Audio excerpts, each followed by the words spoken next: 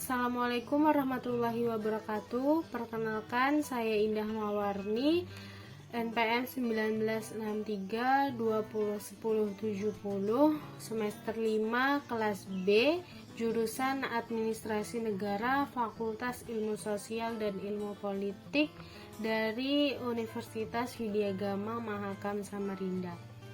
Di sini saya akan membuat video tugas aplikasi komputer di mana membahas mengenai data science dan data metaverse.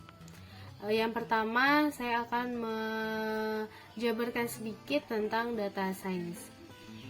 Data itu sendiri adalah sesuatu atau informasi yang digunakan untuk menemukan sesuatu dan mengambil keputusan serta disimpan di dalam komputer.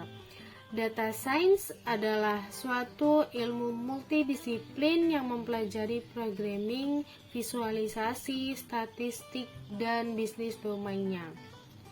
Ilmu data juga dikenal sebagai ilmu data driven. Ilmu data driven adalah interdisipliner yang diajukan tentang metode, proses, dan sistem ilmiah untuk mengekstraksi pengetahuan atau wawasan dari data dalam berbagai sumber, baik terstruktur maupun tidak terstruktur. Data science itu adalah studi dari mana informasi berasal, dari apa yang diwakilinya, dan bagaimana hal itu dapat diubah menjadi sumber daya yang berharga dalam penciptaan strategi bisnis dan teknologi informasi. Jadi, data science menggunakan banyak teknik dan teori dari seperti matematika, statistik, ilmu informasi, serta ilmu komputer, dan dapat diterapkan ke kumpulan data kecil maupun data besar. Terlebih dengan lahirnya internet mobile yang sangat besar, tahun 2005 dunia diperkirakan telah memproduksi 130 exabyte data atau setara dengan 130.000 HD eksternal. Pada tahun 2020 diperkirakan data yang terproduksi sebesar 41 exabyte. Kenapa sih baru sekarang ramai data science banyak dibicarakan? Singkatnya, karena dulu sebelum banyak yang cukup mendukung ini dari segi pertama teknologi, yang kedua dari data, dan yang ketiga adalah algoritma. Namun algoritma kan sudah lama ada ya. Jadi yang pertama, reputasi ini kembali ke 1965 di saat Gordon Moore, salah satu co-founder Intel HD Media, menjelaskan bahwa transistor itu setiap zamannya akan bisa berlipat ganda. Seperti yang kita tahu, zaman dulu komputer itu awal mulanya bentuknya besar dan tidak memungkinkan semua orang mempunyai, dan sekarang sudah praktis yang kita pakai sehari-hari seperti handphone, laptop, dan komputer juga sekarang tidak terlalu besar bentuknya.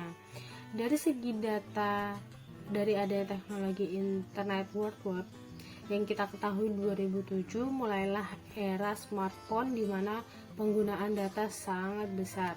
Dari segi algoritma, dari tahun 1805 sudah ditemukan result yang kita gunakan sebagai basis dari linear regression. Lalu pada tahun 1986 mulai dipublish tentang backpropagation untuk network yang kita kenal sekarang. Pada 2006 diperkenalkan kembali model New Neural Network atau kita sebut Deep Belief Network. Kaitan pada data science dengan revolusi industri 4.0 di mana manusia mulai menggunakan mesin, manusia mulai produksi massal dengan tenaga listrik, manusia banyak menggunakan komputer, dan kita di sini juga menilai komputer memang lebih unggul.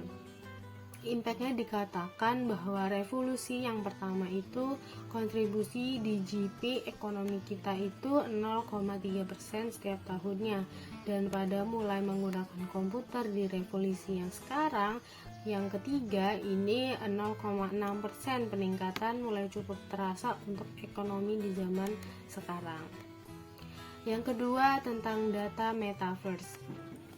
Data metaverse Facebook kini sudah bernama Meta. Bukan hanya itu, tapi juga Instagram, WhatsApp, dan juga Mark Zuckerberg memperkenalkan dunia sosial media yang baru yang kemudian diberi nama Metaverse.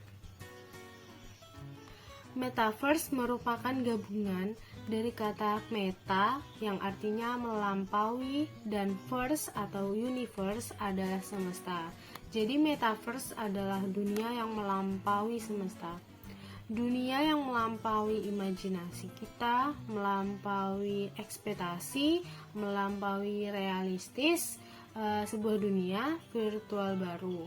Segala bentuk transaksi ekonomi yang digunakan dalam dunia nyata kini juga bisa dilakukan di dalam dunia virtual, yang akan banyak toko virtual yang menjual produk, jasa virtual, mulai dari contoh wisata virtual sampai konser virtual. Salah satunya baru saja Ariana Grande menyelenggarakan konser virtual. Metaverse merupakan gabungan dari konsep sosial media, platform sharing konten seperti Twitter dan YouTube, dan marketplace seperti Shopee, Lazada, dan sebagainya. Dan ada 3 elemen metaverse. Yang pertama, elemen teknologi, virtual reality, dan artificial intelligence. Yang kedua, teknologi web 3.0, dan yang ketiga adalah teknologi blockchain.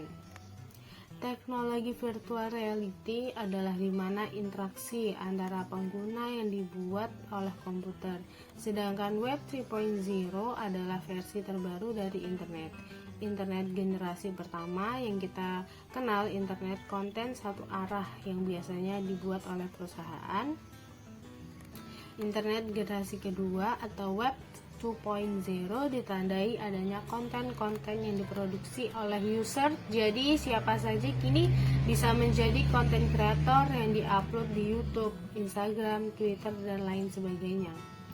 Dan yang ketiga, Web 3.0 ini adalah era yang disebut sebagai era desentralisasi internet, di mana user kini akan memiliki kontrol sepenuhnya atas aset digitalnya sendiri. Namun ini hanya memungkinkan dengan adanya teknologi blockchain. Blockchain itu sendiri adalah teknologi pencatatan data yang terdesentralisasi, di mana tidak ada satupun atau otoritas yang menguasai data tersebut, dan di blockchain ini akan muncul berbagai macam penerapannya, misalnya Satoshi dan NFT atau non-Muxibox token, sebuah ICD yang bisa diperdagangkan secara bebas. Jadi meskipun kita hanya di rumah, kita bisa pergi kemana saja, berbelanja kemana saja, bertemu siapa saja. Tentu saja sisi positifnya ada. Kita bisa mengurangi polusi dari perjalanan, dari kendaraan kita, dan bagi pelajar terlebih di saat pandemi saat ini, kita bisa tetap belajar menggunakan virtual. Bagaimana sisi negatifnya? Tentu saja juga banyak, seperti waktu yang terbuang percuma, social pressure, insecurity, depresi pasti akan meningkat di dalam dunia metaverse ini, di mana kita dibuat bergantung kepada mereka. Dan yang banyak ya, yang viral ini, terlebih kita bertemu seseorang yang baik secara virtual, tapi sebetulnya mereka adalah kriminal. Begitu saja penjelasan saya tentang data science dan data metaverse. Mohon maaf apabila salah kata dalam penjelasan saya. Sebelumnya saya minta maaf. Assalamualaikum warahmatullahi wabarakatuh.